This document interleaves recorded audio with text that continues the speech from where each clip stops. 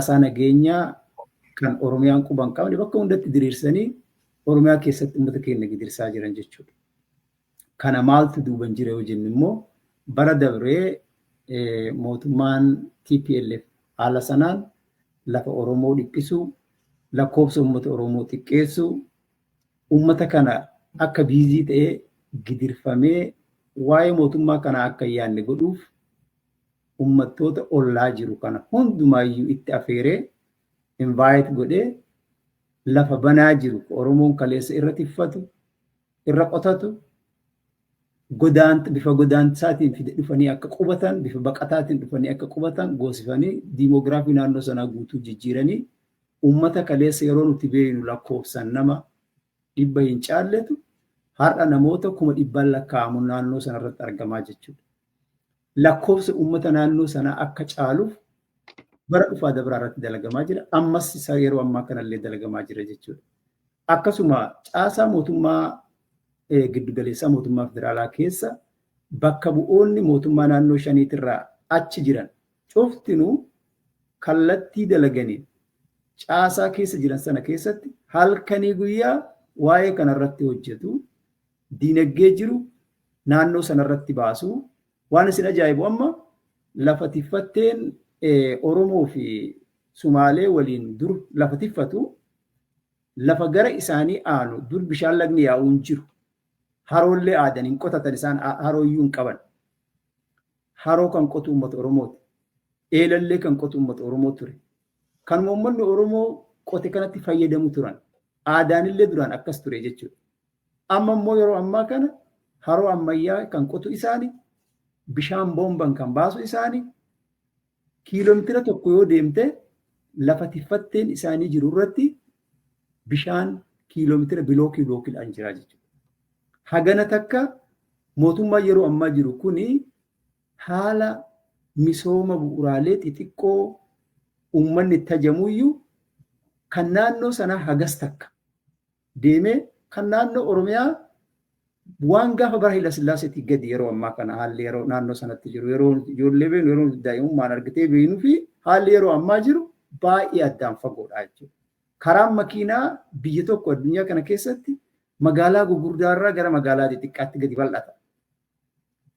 Haalli misoomaa magaalaa guddaarraa gara baadiyyaatti gadi bal'ataa deema.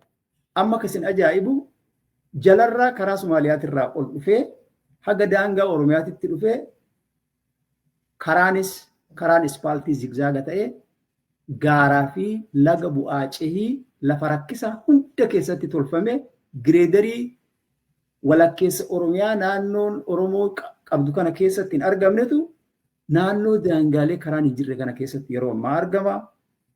Tiraakteeratu argama. Kombaayinaaratu argama. Bifa ammayyaatiin wanti deemamu kun hundi yoo argitu haala mootummaan federaalaa uummattoota ollaa Oromiyaa jiru kana uummata Oromoo irratti kakaasu dantaa addaa kan uummanni Oromoo biyya san keessatti hin qabne ollaa sanatti uummata keenya beelessaa lafa qabeenya qabdu lafa gabbachuu lafa silaawaa hundirra argamu Oromoo keessa jiru faallaa sanaa lafa gammoojjii gogaa keessaa akka argamu godhaa jiru. Akkasumatti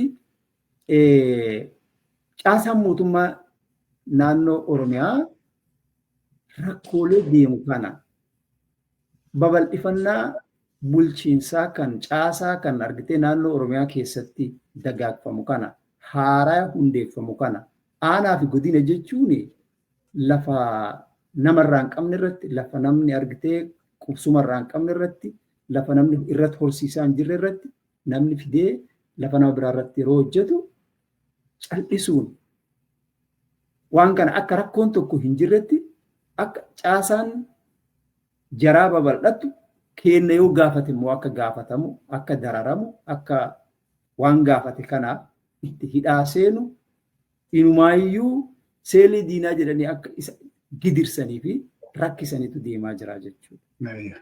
Akkanuma fakkaata. Iddoo galatame obbo Dheeressaa Roobaa waa'ee naannoo daangaa keessattuu karaa gurra dhaamoleetiin Baaleerraa kutanii gara naannoo Somaaleetti daangessan embaasiin Itoophiyaa kan Naayiroobii jirullee celebrate godhaa ture. Akkasumas warra Booranaa yeroo haasofnu kanuma nutti himaa turan bu'uura misoomaa gamas yeroo jabeessanii uummataaf dhiyeessanii uummanni gara surmaa naannoo Somaalee ilaalutu jira kan jedhudha. Mee gara Abbaa Caalattan darba. Abbaa Caalaa ammatti ishuu guddaa ta'ee kan jiru uummanni akka malee buqqa'aa kan jiru keessattuu Horroo Guduruu Wallaggaa fi gara Wallagga Bahaa kana keessatti waggoota dheeraadhaaf waan addaan hin cinne uummanni rakkataa jira. Daangaan sarbamaa jira. Akka dhageenyutti kaampiin faannoo fa'aa achi keessatti ijaarameeti jira. Achi keessatti yeroo jalqabaatii fi maqaa ofii isaaniitti tolfatanii waraannoo achi keessatti akka dhaabbatee izziin lama akka dhaabbatee jirutti himameeti jira. Akkamitti keessattuu faannoon lafa achitti qabachuu kan danda'e, achitti of ijaaruu kan danda'e, eessaa ka'eeti sadarkaa kanarratti ga'e uummata keenya har'a dararaa jira. Yeroo immoo isaan achi dararanii gara mootummaatiin waa tokko tarkaanfii hin arginu. Darbanii milishaa erguu, poolisii erguu kun hin mul'ata. Garuu humna sanaan kan wal madaalu hin arginu.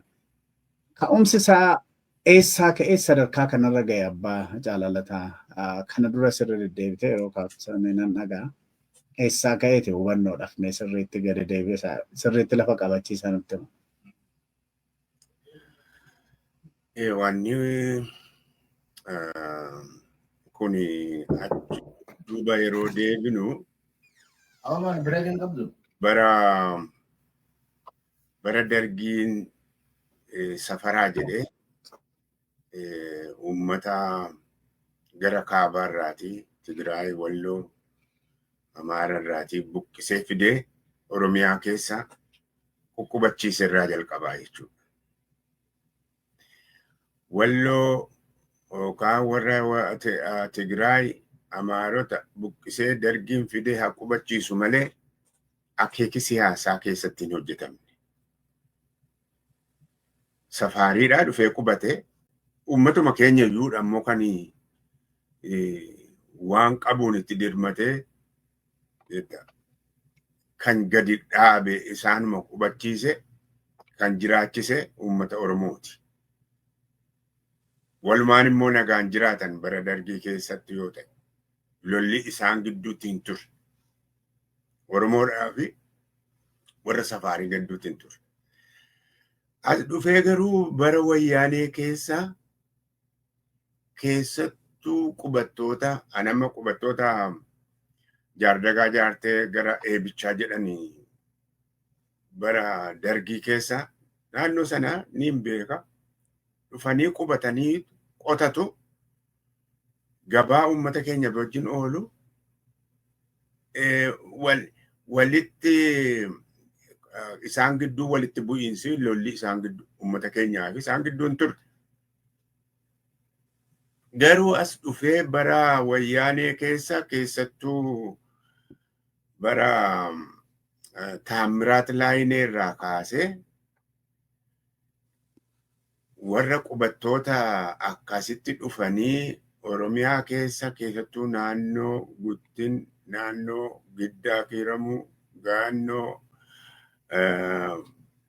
Aabee Dengoroo hamma tokko qubatan hidhachiisuutti jalqabanii jechuudha. Qawwee hidhachiisuu jalqaban. Isa tokko qawwee hidhachiisaa isa kaan qawwee irraa hiikuu itti dhufee jechuudha. Oromoon lafuma isaarra qubachiisee waliin jiraatee deebi'ee garuu isuma irratti hidhachiisanii isuma irratti akeeka siyaasaa akeeka wanniidhaa gidduu galchuudhaani lolli akka isaan Oromoodhaa fi isaan gidduutti jalqabu taasisanii jechuudha. Inni ammaa immoo eega faannoon faannoon kan isheen itti ijaaramte Amaara keessa biyya Amaaraa keessa jiruudhaaf malee Amaarri Oromiyaa keessa jiru Amaarri Benishangul keessa jiruu fi kuni waan isaan laallatu hin qabu. Akka seenaa akka wanni itti yoo ta'e. Garuu beekaa akka isaan ijaaraman taasifamaniin jedhaan akkasitti shakkasi. Akka isaan ijaaraman taasisuun Oromoonii fi Amaarri akka wal dhaban taasisu. Isaan hidhachiisanii Oromoo irraa hiikuu irraatiin Oromoon akka miidhamu taasisu. Inni kun akeekisaa yoo deemne achi maal akeekkatameeti yoo jedhame Oromiyaa kan jedhamu hiikuudhaaf. Gara sanaatti deemaa jira jechuudha. Oromiyaa diiguudhaaf Oromoon miidhamuudhatu qaba.